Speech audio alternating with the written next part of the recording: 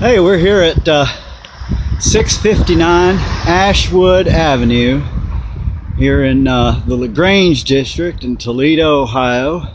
And as you can see here now, it's a vacant lot.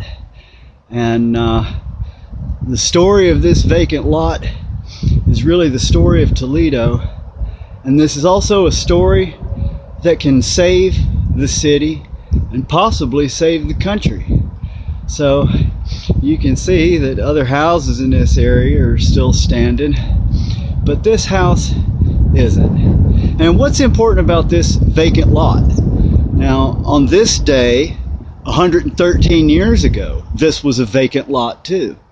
And then on the last weekend of April 1916, at 4:30 in the morning, 200 carpenters, 28 plumbers, 14 electricians, and a whole passel of interior decorators got together, and they turned this vacant lot in 11 and a half hours, from 4:30 a.m. until 4 p.m.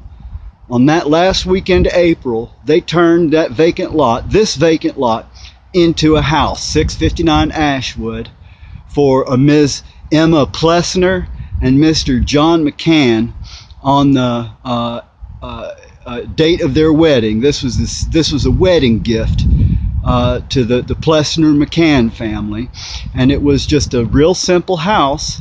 Wasn't a big old mansion or anything like that, but this house is just as deeply historic as any Queen Anne mansion or arts and crafts 2-story, 3-story family home or Empire Revival brick home. This house is just as historic and has just as much to do with what built this city and what built this country, because these are the houses of the people that built America. It wasn't the mansions that built America. It was simple houses like these that housed the people who actually did the work that built America. Now, we're at 113 years ago. Let's jump forward to the other side of Canal. Right now I'm on the western side of LaGrange Street, and I'm in Vistula. So let's go on to Vistula, going back down LaGrange Street onto Champlain, North Champlain Avenue. And let's take another look at what happened 20 years after this house was built. 20 years after this house was built, and over 200 people got together, and in less than 12 hours they turned a vacant lot into an occupied house. And that house stood for over 100 years before the city took it upon themselves to have it torn down. So let's go on to North Champlain Street and take a look at what's going on over there.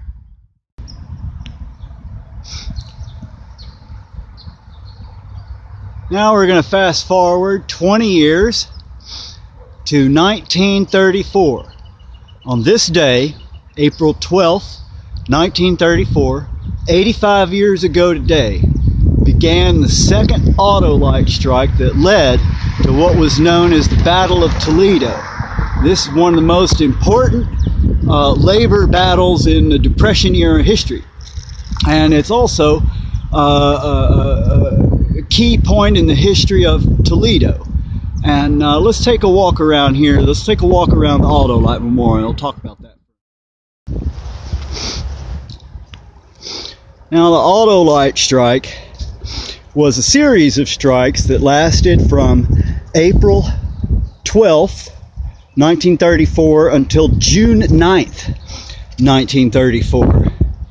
And at its height, there were over 6,000 protesters, rioters, mostly socialists or socialist-led unions at the time. This was a heavily socialized city at the beginning of the Depression.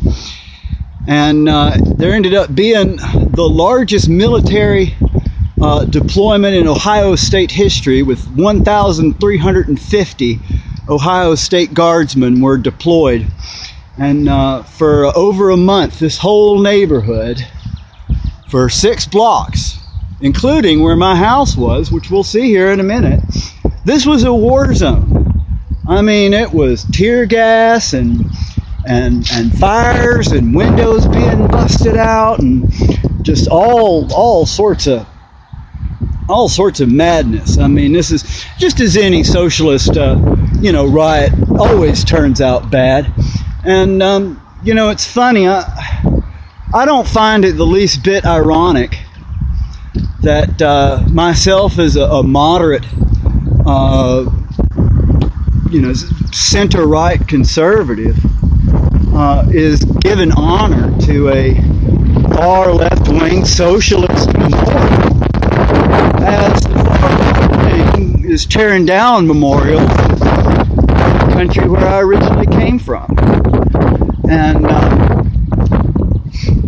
these were the improved working conditions, increased wages, improved working conditions, increased wages. And just like most of the time when they talk about increased wages, just like this $15 minimum wage, $15 an hour minimum wage thing is resulting in higher prices and layoffs. They don't think ahead. That's the thing about far left, is they don't have very much foresight. They can't think forward more than about 5 minutes or so. There were 2 people killed here. Now, what the memorial doesn't tell you is that those people were 27-year-old Frank Hubei and 20-year-old Steve Styikian, neither of whom were auto light workers or union members. They just got caught up in the middle of it. And this whole neighborhood was almost destroyed. And we're only a couple blocks away from my house. So, looking at this memorial looks clean right now, but man, during the spring and the summertime, sometimes the grass here will get foot high. And so it's funny, the far leftists, they'll tear down monuments that they don't like, but they won't even take care of the monuments that they do like and that they themselves erected. So it's ridiculousness. And this whole block, this here is North Champlain Street, and this is the site where the Auto Light factory was. It was torn down. This memorial was put up in 2001. I think it was Labor Day 2001. And this whole neighborhood used to be nothing but light industry. And what I mean by light industry is they made the little tchotchkes that we all need, and we don't think about. They're just the little stuff that we need. They're the little parts that goes in cars that needs to be replaced. There are spark plugs, there are brake shoes. There was a stamp and die plant that made gears and cogs and all sorts of other, metal stamp and die stuff. It was small industry, not major industry, not big, multinational corporate conglomerate industry. It was small industry that supported this region. And that's what built Toledo from out of a swamp. And it's that type of industry that built this country. And I find it to be tragic that just a few blocks over on the other side of the Greenbelt Parkway on Ashwood Avenue is a vacant lot where the spirit of cooperation, and collaboration to construct rather than destroy through division and hatred and hyper-partisanship. And over there on North Ashwood Street, there's a vacant lot over there where the successive Toledo was torn down a few years ago. And right here is the beginning of the destruction of Toledo, right here in front of you. A lot of people will point their fingers at a lot of different things on what happened to Toledo and when things started going wrong. I point my finger at the auto light strike.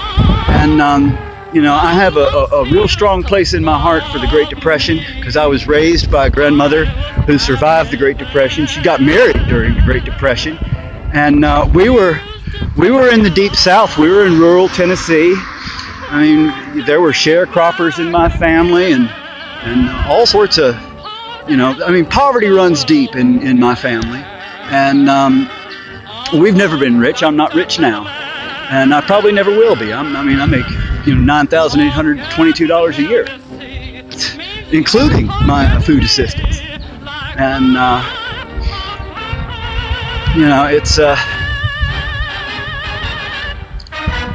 it's a shame seeing all of this. This is These are Volunteers of America apartments. It's a new construction.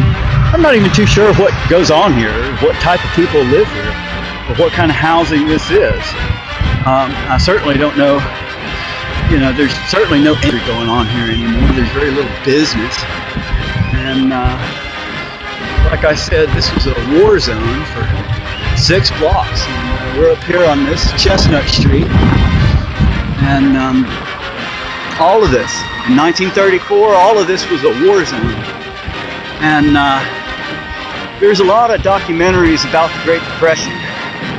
And there's been movies about the Great Depression and all of that. But you know what there's been very little attention paid to is how just average folks lived during the Great Depression. I was blessed enough to grow up around a bunch of Old Order Amish and Old Order Mennonites. So I was raised in a very similar set of circumstances to what people, just average, everyday folks during the Great Depression had to deal with on a day-to-day basis. I mean, we didn't have electricity, we didn't have gas or city water or anything like that. You know, we had to put up food in the summertime. You know, my grandmother kept a kitchen garden. It was about an acre, and then she kept a garden to the side that was for trading with her neighbors. And so, you know, that's a part of you know, my path in life, is to draw attention to the real, just average everyday stuff during the Great Depression, because man, it was bad, but it wasn't as bad as all that. It wasn't as bad as what these horror show documentaries make it out to be. There's one awful documentary from PBS, and all it did was, you know, make the whole country look like a country full of homeless people. And, you know, I mean, my grandmother didn't live like that in the 1930s. She didn't live like that at all. And, you know, we need to pay attention to our history, because our history is going to tell us what we need to do to move forward into the future. Because we're erasing our history, we're deleting our history, and even in this city, we're deleting our history one house at a time. And these houses are the houses of the men and the women who built this city from out of a swamp with their bare hands. So now we're here at Chestnut in Ontario. We've gone all of 2 blocks from North Champlain, and this was a part of the auto light strike territory. These streets were lined with National Guardsmen, and there was tear gas flying, and gunshots were ringing out, and 1,300 Ohio State Guardsmen, half of them high school kids, were shooting at American workers. You know, they might not have had all of their ideas right in their head about what started the strike, but honestly, the conditions were pretty bad, and there were some changes that needed to be made. But unfortunately, it didn't work out like that. And pretty much after the auto light strike was over, Toledo started collapsing, and now, you know, it's in the condition you see it is now. And with that little jaunt, here we are at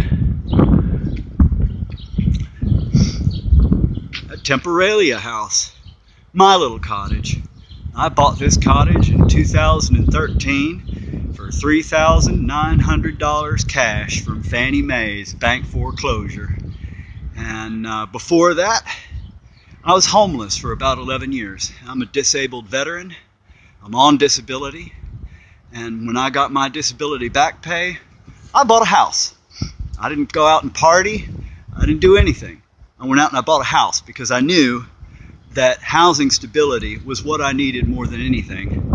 And unfortunately, the city is creating such a condition to where I have to start this channel early because I'm risking losing this house right now because the city thinks that the condition of my garage is more important to revitalizing Toledo than the condition of the inside of the house where I actually live. So what's interesting about this and why Temporalia House is so unique is that inside this house, life has not changed very much since the Great Depression. In fact, the inside of this house, you could almost transplant this back to 1936. About 1938 is just about the newest thing inside there. I use electricity at the same rate that a poor working class person in 1936 would have been using electricity. That means I light a lot of my house with kerosene. I even do supplemental heating with kerosene. And pretty much everything inside this house is done just exactly as it would have been done during the Great Depression, including the technology and the appliances and fixtures, methods, recipes, types of food. So join me in a trip back into a period of time that a lot of people would rather forget. Let's take a look. Well, welcome to Temporalia House. This is the first thing you see when you come through my front door. And hang my hat up. Already put my wallet away. Picked up my mail. And this is my office, my study. You can see my computer there in the background. That's my desktop computer. And I'll show you. I've got two computers. I got a tablet and I got my desktop. And I do a lot of home remedies. Like good old country type cures, but you know what? A decent chemistry set is going to be really important for that. Now, I put this together piece by piece. I mean, this is all like, $2 here, $5 here, cobbled together and put together over the course of about 7.5 years. I've been putting this together since just before I bought this house. And it's not complete yet. I still don't have all of the distilling equipment that I need. And then I've got my writing desk that I keep all of my books, and this is where I keep my finances and stuff like that. And then this over here is where I do most of my work. And I really do use a typewriter if I'm writing a real letter to someone. And I got my early 1940s. This is a little bit newer. This is a Hallicrafters SX25 shortwave radio. This summer we're going to be restoring this back to full working condition. And you look close, I even got an original World War II picture of a Japanese suicide sub being paraded through the streets. And my fan works. It keeps me cool. And of course I got all my books on these are mostly books on psychology and history. This is all psychology and history here. And you can see that handheld radio in the background. I'm a ham radio operator, have been since 1992.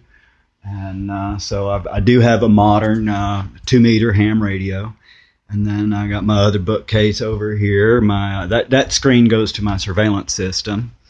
And this here, this is my dressing room. And this room is obviously not done yet. This was a child's room before I moved in. And I had to have this whole wall replaced because it was just busted out and torn to shreds. And the guy who I paid to do it never finished the job. I've got still parts sitting. I've still got the parts sitting, or the material sitting in my pantry. And then I got here my wardrobe. Above my wardrobe, I've got my suitcases, and got my wardrobe here, which is actually a functioning wardrobe.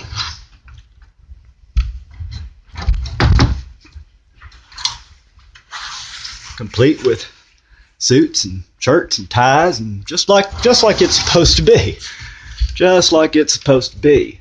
Organizing isn't that hard if you know how to organize. And then on this side here, I got my dressing table. This is part of a whole, this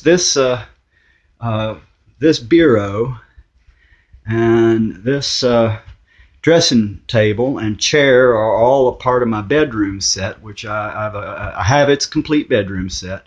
The bed's in my room, but of course this room, I don't know if you can tell from here, but this is a pretty small damn room. And I mean, we're talking like literally, like this is like 9 foot by 11.5 foot. It's only a little bit bigger than a prison cell. And then this is my dining room, and it's sort of in shambles right now. And yes, I do wash my clothes in a wringer washer. And no, I've never gotten my hands stuck in there because I'm not dumb. And even if I did, this Visimatic thing, if I get my hand caught in here, this thing is going to pop up, and these are going to release, and then then my hand is free. And going on in here, this here is the kitchen, and I've already got my dinner started. You can see I got some dishes in there to do. I've got my dinner started. I'm making leftovers. I got to say, I'm making leftovers tonight. It is homemade leftovers. I'm making. I'm reheating some ravioli, homemade crab ravioli, and some pasta sauce. And I'm just reheating that for dinner. I made it a couple days ago. I figured it's not worth a DIY video on how to make leftovers.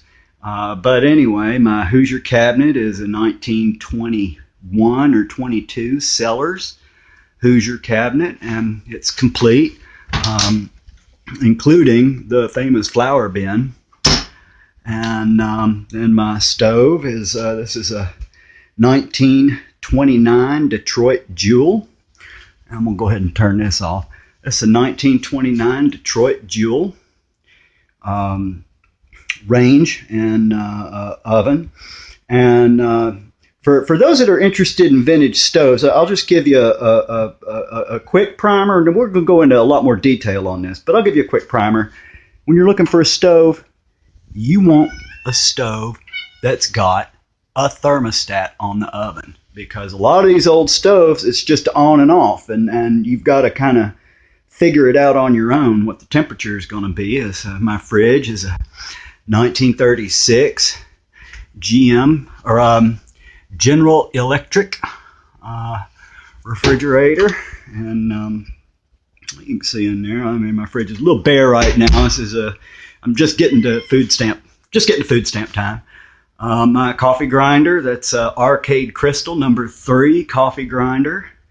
And this is one of the newer things, my coffee pot. That's a 1953 or 54 Corningware stovetop coffee pot. We're going to be doing a tutorial on that. And over here, this weird looking contraption is how I dry my laundry in the wintertime. And that really is my laundry drying. And yes, that is a nightshirt, a real nightshirt that I really wear.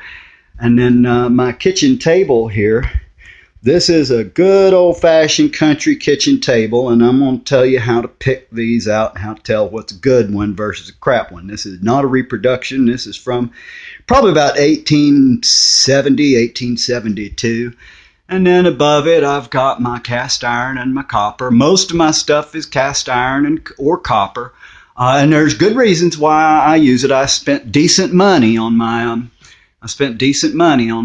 pots and pans. Even that right there, that's a handmade Portuguese. That's actually part of a double boiler. That's the other part to that pan right there. And then of course I got my kettle to heat my water up on if I just want to make some tea or some hot water. That's old Rome kettle.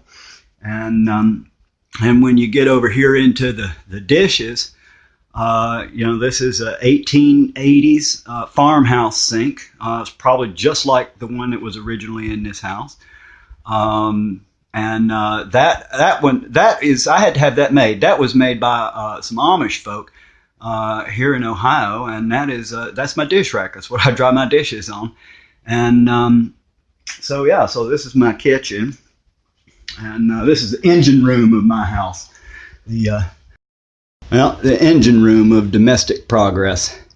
And boy, this is a joy to cook in. And I'll tell you something, this did not cost nearly as much as what some of y'all might think. And when I bought this house, this room was stripped out, empty. There was nothing in here. There was nothing except one rotting countertop, but all of the cabinets had been ripped out, and the countertop was rotting, and it was not usable, and everything else just had to be replaced. And so yeah, I had to build a kitchen from scratch, and doing it this way was a hell of a lot cheaper than putting in a fitted kitchen, which is your countertops and your cabinets.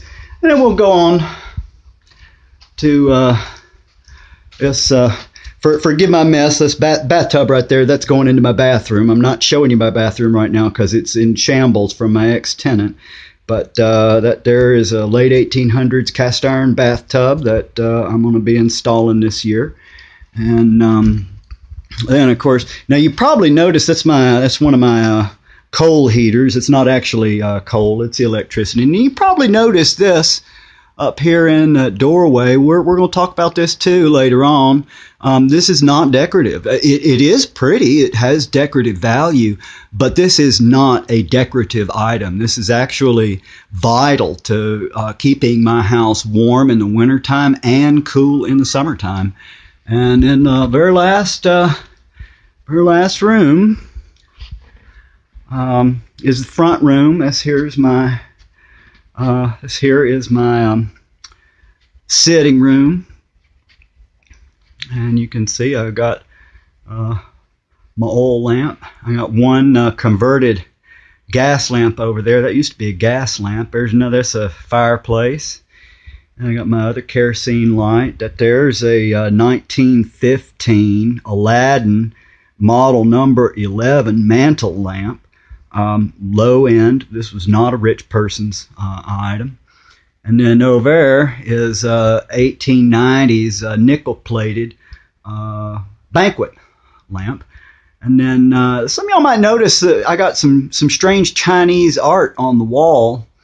There's a story behind this art, and this is some very, very special art. This art like to not have survived the Cultural Revolution. This was brought over here by a Chinese dissident artist in 1968 who was fleeing Mao's Cultural Revolution, and he was facing execution because of this art that you're doing, specifically this art that you see right here. Above here, and his name was Nai-Jen Chin, and I ended up with his whole collection. That's the last. That's a lithograph of the last painting that he made before he passed on in a few years back. And this here, that's a self-portrait of Nai-Jen Chin, and this piece right here. That's the last piece of art that Mr. Chen made in China, and he made that in hiding in the Kowloon walled city. And that the medium that it's painted on, the canvas there, is a plastic lid from food, and we'll do a special video about this art here. Those are the last things that he purchased in China and the first things that he purchased in the United States. Like I said, we're going to do a special video on Mr. Chen, and I do have some pieces of his that are of this type right here. You see that medium right there? That's just newsprint, and I've got some pieces of his that I'm willing to sell as a part of this fundraiser. And I hate breaking up the collection, but you got to do what you got to do to raise money. I'm keeping these pieces right here that you see, but I do have some pieces that are for sale, and they're quite beautiful. But anyway, I'm going to go rescue my dinner before it gets burnt, and then we'll be back in just a second.